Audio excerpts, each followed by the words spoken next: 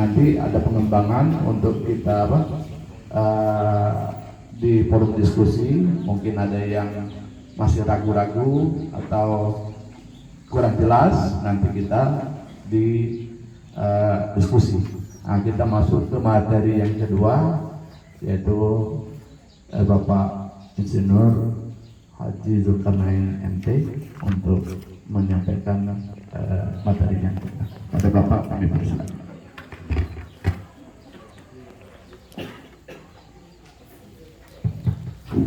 Sama muat lagi. Ada yang bisa 6 jam, no? Tapi para ini kak tidak tahu berjam yang di depan. Kalau sepasak tuh. Bismillahirrahmanirrahim. Assalamualaikum warahmatullahi wabarakatuh. Selamat pagi, salam sejahtera untuk kita semua. Sehat? Agak buang sehat. Karena dia agak berat gasing, naik berat. Aman gasing. Ini minai. Yang kami hormati para narasumber panitia, yang kami hormati, kami banggakan para peserta sosialisasi. Tadi mulai dari aturan sampai dengan maksud tujuan sudah disampaikan secara jelas oleh Pak Novi selaku narasumber bagi para Bapeda.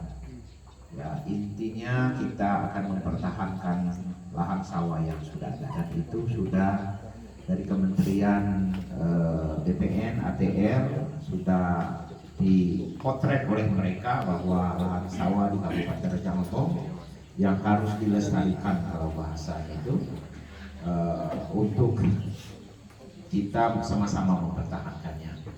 Tetapi kita pemerintah daerah akan lebih meningkat lagi dari sisi yang dipertahankan itu, bagaimana lahan sawah itu bukan hanya dilestarikan, tetapi bagi yang melestarikannya seperti disampaikan pada pembukaan tadi, ada insentif yang harus diberikan kan, oleh pemerintah daerah ya maupun pemerintah pusat nantinya atau pemerintah provinsi.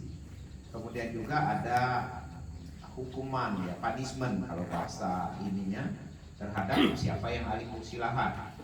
Misalnya kalau memfungsi lahannya tadinya lahan sawah disepakati dia menjadi perumahan, ya mungkin fasilitas-fasilitas ini tidak diberikan.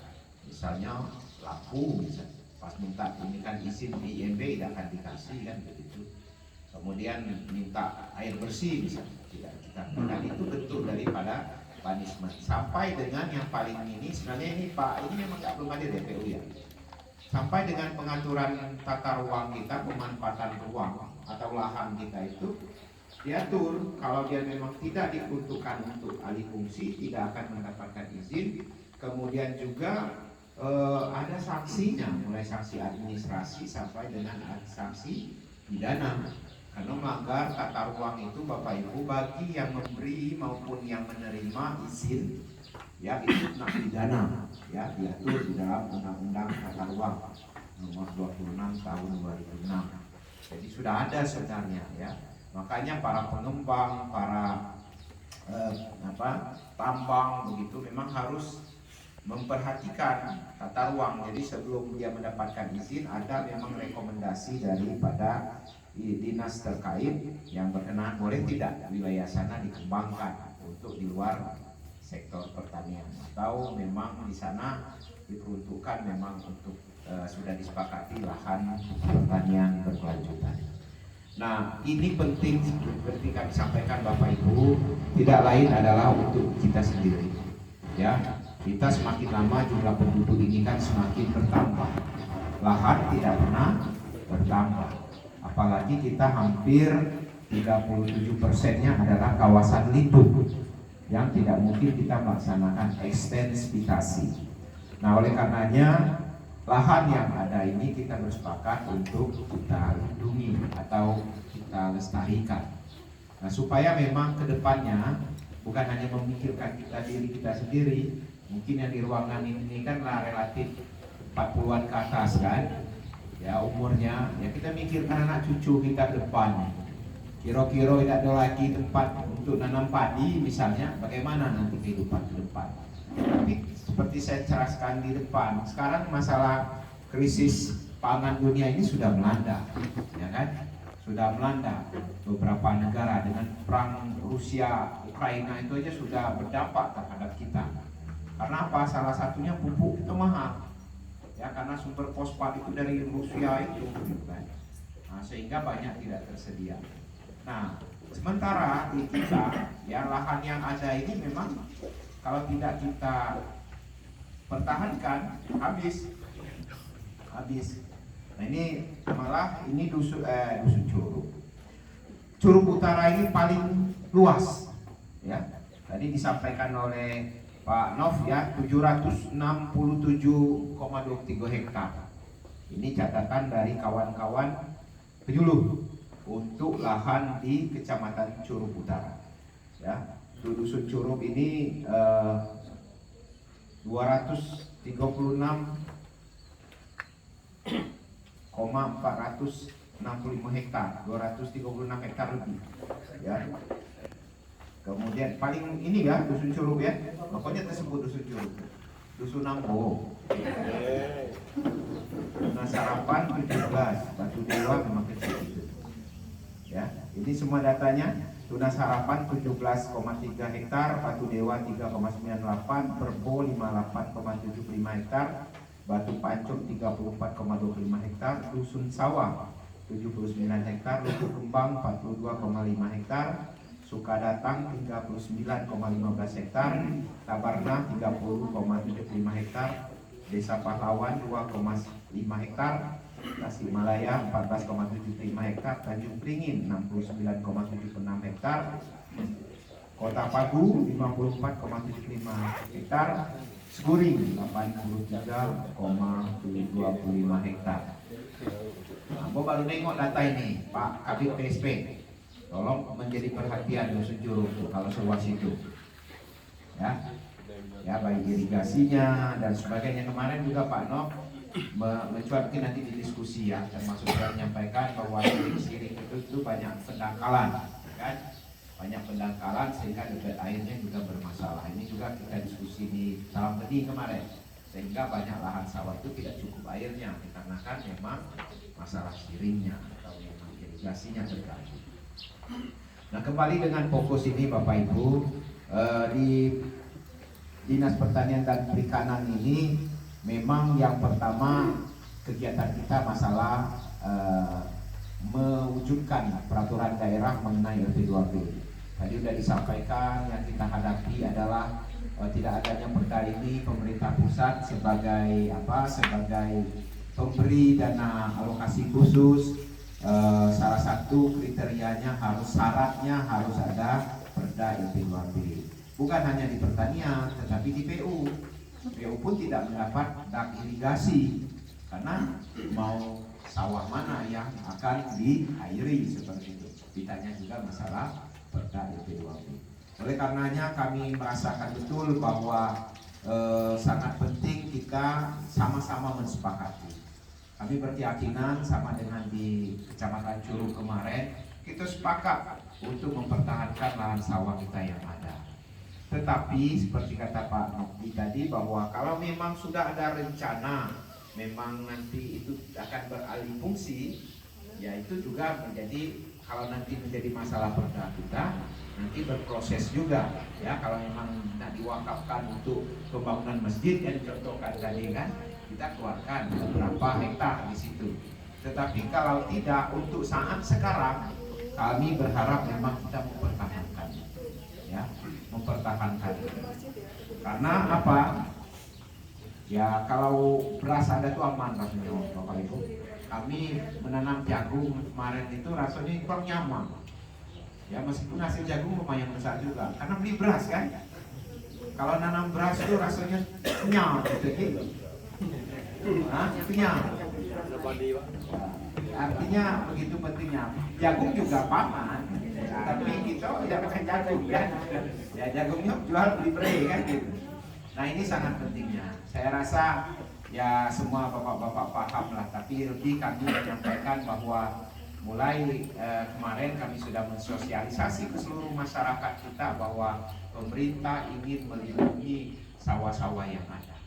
Nah, oleh karenanya pemerintah daerah Kabupaten Rejang Lebong juga mendukung melaksanakan ini, meskipun ya kalau bicara undang peraturannya agak telat ya, tetapi akan lebih baik kita bisa mewujudkannya secara partisipatif, artinya keikutsertaan dari masyarakat. Meskipun kalau kita lihat tadi lahan sawah di situ tadi sampai 236 orang, 6 hektar, yang punya tuh mungkin 2 kali lipatnya kan?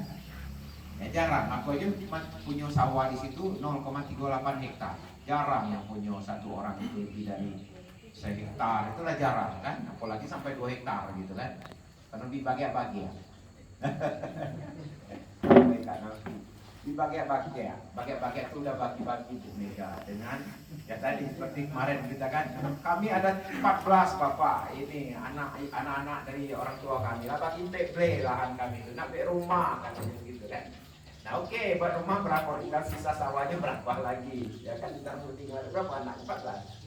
Nah, 14 banyak lah, aku pikirlah banyaklah kami 7, rupanya gaya teple kali ini luar biasa produktif gitu kan.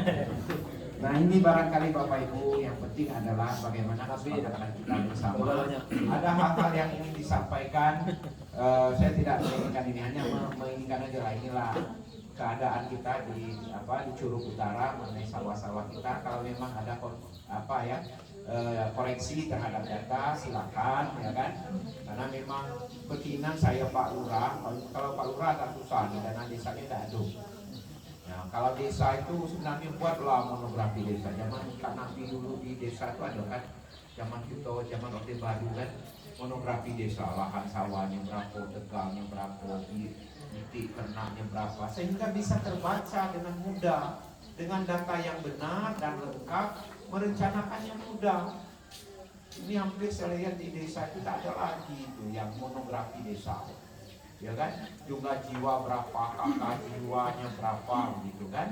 Jadi setiap orang masuk desa ini, oh sawahnya ada 15 hektar sekian, penduduknya jumlahnya sekian. Nah kalau jumlah penduduknya sekian, butuh makan dalam sehari satu orang satu cantik misalnya, kali 30 hari, kali 360 hari, berarti berapa cantik gitu, atau berapa kilo itu swasembada tidak desa itu. Nanti baliknya ke kecamatan, baliknya ke kabupaten begitu. Sehingga apa yang diprogramkan dengan ketahanan pangan ini bisa memang real ya. Rencana itu memang betul-betul valid ya. Kalau kita berangkat dari datanya tidak akurat dan sebagainya, ya susah. Ya. Yang kebetulan saya juga dari ini ya, dari Bangda gitu. Bagaimana memang data itu memang sangat penting. Kalau data kita benar, menganalisanya benar, membuat rencananya benar. Kalau datanya salah, menganalisanya salah. Kayak tadi lah, kukira dan anaknya cuma 7 tahun peble. Nah, aku menyiapkan untuk makannya cuma dalam sehari itu 7 cantik, ternyata 14 cantik butuh. Artinya kan kurang. Nah, itulah kira-kira. Nah, oleh karena nanti mungkin diskusi kita ini saja berkembang saja Bapak Ibu bagaimana baiknya, karena ini lalamonia, ya kan? Ya, lalamonia. Tidak tahu Pak Noki baru saya masuk ke pertanian ini baru beliau menggalakkan, ayo rapat perda IP20.